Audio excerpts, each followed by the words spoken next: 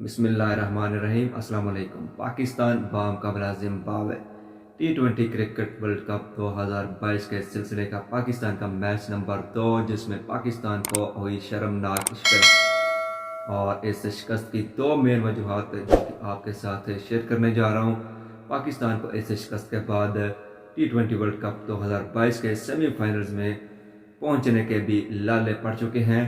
तो इसकी मेन वजूहत क्या है और आगे पाकिस्तान को क्या करना होगा अगर अपनी क्रिकेट को बेहतर करना है तो। जी हाँ, पाकिस्तान की इस हार और इस नाक़िस कारकर्दगी की मेन वजूहत जो हैं उसमें सबसे पहले कप्तान बाबर आजम की नाक़िस और बिल्कुल ख़राब कप्तानी, और इसके बाद पाकिस्तान की तर्ज क्रिकेट जो है वो बिल्कुल बुज़दिलाना क्रिकेट खेल रही है टीम पाकिस्तान, जिसकी वजह से ज़िम्बाब्वे जैसी टीम के खिलाफ भी आपको इस तरह की शिकस्त का सामना करना पड़ा है। जी हाँ, डिटेल आपके साथ मैं शेयर ज़रूर करूँगा। पाकिस्तान और ज़िम्बाब्वे के खिलाफ जब मैच शुरू हुआ तो पाकिस्तान को बिलाशुबा ये जीत ज़रूर दरकार थी और एक अच्छे रन रेट के साथ है, क्योंकि जिस तरह की सिचुएशन चली हुई है, ऑस्ट्रेलिया में बारिशें हो रही हैं, कोई भी मैच आपका डिले हो सकता है, कोई भी मैच आपका टाई हो सकता है। तो इस हवाले से भी आपको अपनी रन रेट भी अच्छा रखनी थी। तो उस हवाले से ये एक बहुत ही ज़बरदस्त मौका था टीम पाकिस्तान के खिलाफ। टीम पाकिस्तान को पहले करनी पड़ गई बॉलिंग, और बॉलिंग में सब ने आपकी थी बैटिंग ज़िम्बाब्वे की। तो इस ज़िम्बाब्वे जैसी टीम के खिलाफ आपको कोशिश करनी चाहिए थी कि जितना हो सके कम से कम रन्स पर इन्हें रिस्ट्रिक्ट करें और रोक कर रखें कम से कम स्कोर पर।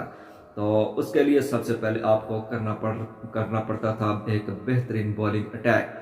तो बॉलिंग अटैक में जो आपने सबसे पहली गलती की, मैं कभी भी ये नहीं कह रहा कि शाहीन शाह अफरीदी जो है वो अच्छे बॉलर नहीं है, लेकिन उनकी जो करंट सिचुएशन चल रही है, मौजूदा सूरत हाल जो उनकी चल रही है, बिल्कुल अनफिट हैं और अपने बिल्कुल भी टच और लय में नज़र नहीं आ रहे।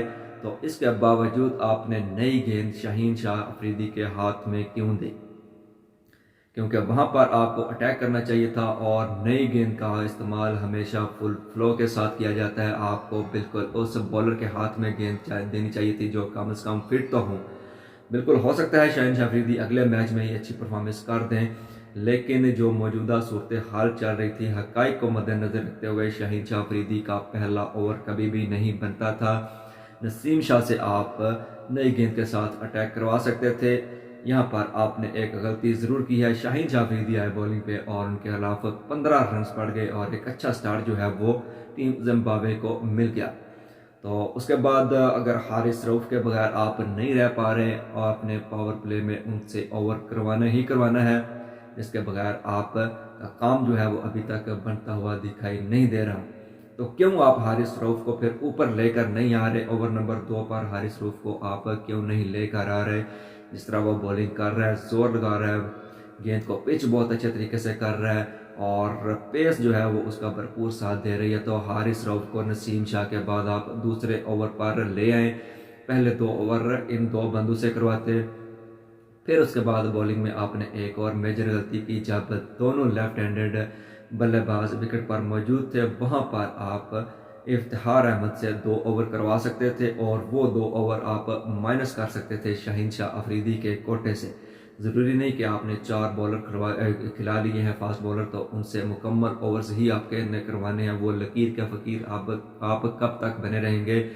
गेम में रहते हुए ड्रेसिंग रूम के कप्तान साहब, गेम में रहते हुए आप अपने हिकमत अमली को चेंज करते हैं, तब्दील करते हैं। मौजूदा सूरत हाल जो चल रही होती है, जब आपके पास 2 लेफ्ट हैंडेड बल्लेबाज आपके सामने बैटिंग कर रहे थे तो उनके खिलाफ आप इफ्तिखार अहमद से बॉलिंग करवा सकते थे। इफ्तिखार अहमद ऐसे बॉलर हैं जिन्होंने अपना मुकम्मल स्पेल जो है वो 10 से 12 ओवर तक 10 से 12 रन देकर भी किया हुआ है। तो वहाँ पर इफ्तिखार अहमद आपके लिए बहुत अच्छा और कारगर साबित हो सकते थे।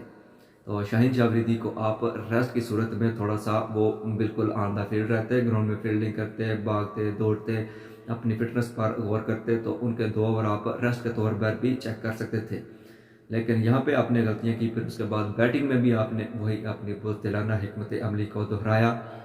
यही लग रहा था कि 130 का टारगेट है और पाकिस्तान टीम जो है वो इसे जल्द से जल्द चेज़ करने की कोशिश करेगी। अगर आप इस तरह की टीमों के खिलाफ भी रिस्क नहीं ले सकते तो आप कब लेंगे? अपने अटैकिंग बल्लेबाजों को, अगर हैदर अली को आप मुसलसल खिला रहे हैं, वो मुसलसल नाकाम हो रहा है, उसमें टैलेंट ज़रूर मौजूद है, लेकिन वो भी अपनी जो है वो तवज्जो क्रिकेट से बिल्कुल उसकी हटी हुई है और आते ही हार्ड हिटिंग की तरफ जा रहा है। तो आप हैदर अली से ओपनिंग आज करवा सकते थे, आपके पास एक बड़ा अच्छा मौका था। वहाँ भी अगर वो परफॉर्म नहीं करता तो फिर आप उसे कह सकते हैं कि भाई आपको थोड़ा सा टाइम दरकार है डोमेस्टिक क्रिकेट में। तो हैदर अली से आप यकीनन कल आपको ओपनिंग करवानी चाहिए थी। उस तरह की उसकी जिस तरह की बल्लेबाजी है, जिस तरह की उसकी गेम है, तो वो ख़तरनाक साबित वहाँ पर ज़रूर हो सकता था। लेकिन वो नहीं तो कम से कम आप ऐसा तो कर सकते हैं कि शान मसूद को से आप इनिंग ओपन करवा सकते हैं।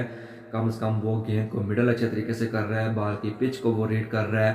तो आप बाबर आजम या फिर रिजवान को जो है वो नंबर 4 या 5 पर लेकर जा सकते थे। नंबर 3 पर आप नवाज को लेकर आ सकते थे। अटैकिंग के क्रिकेट आपको खेलनी थी कल भाईजान, लेकिन आपने दिफाई क्रिकेट खेली, जिसका नतीजा आपको भुगतना पड़ा। तो उम्मीद है कि पाकिस्तान टीम जो है वो सीखने की कोशिश ज़रूर करेगी। इतने ज़्यादा ऑप्शन होने के बावजूद 4 आपके पास फास्ट बॉलर थे, लेकिन मैच से पहले, मैच से 1 दिन पहले, मैच से 2 दिन पहले आपने किसी भी एक बॉलर का माइंड नहीं बनाया था कि आपने सिर्फ पुरानी गेंद के साथ बॉलिंग करनी है। नई और पुरानी गेंद में फ़र्क आपको अभी तक इस लेवल की क्रिकेट पर भी वाज़ेह नहीं हो रहा, और उसका इस्तेमाल आपने किस तरह करना है। तो फिर अफसोस है आपकी कप्तानी पर भी और आपकी सोचों पर भी। तो best of luck team Pakistan, और उम्मीद है कि आप अपनी गलतियों से आगे सीखने की कोशिश ज़रूर करेंगे।